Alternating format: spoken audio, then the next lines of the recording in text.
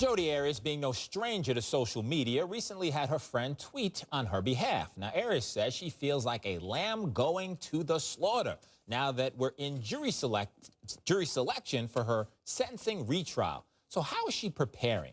Now, one way is that she hired a private investigator, and that private investigator spoke to our own HLN's Jane Velez Mitchell just last night. Listen to this. We have an exclusive guest tonight, Dorian Bond, the private investigator who is working for Jodi Arias. You saw her a couple of weeks ago behind bars. Tell us what she's like. She's very prepared to what she wants to talk about. She's expressed some concerns with the lead attorney on the case. She's happy with the second chair and her mitigation specialist, but what she hired me for was to work forward on her appeal case. The appeal case. So, Susan Hendricks, Eric Guster, the appeal case. What appeal case?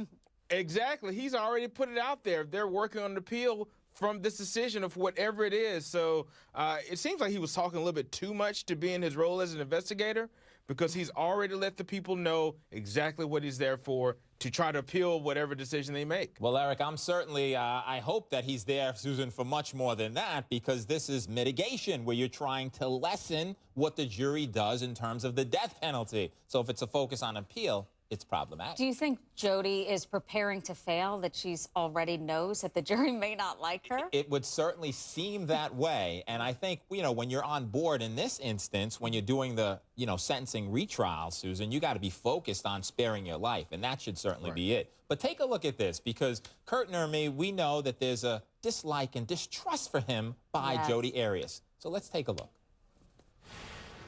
They clearly despise each other. She's tried to go pro per, as you can see, like in the last few months. She's tried to get Jennifer to become the lead attorney. She's tried every way possible she's can to get him off the case. He doesn't want to be on the case. She doesn't want him.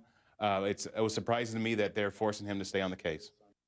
So, Eric, I'll ask you this question. I know your clients love you, so that's a non-issue. But in the event that a client really has issues with you, how difficult is it to rise above that and do the job amongst jobs, which is, in this case, spare her life? He'll be professional still, will he not?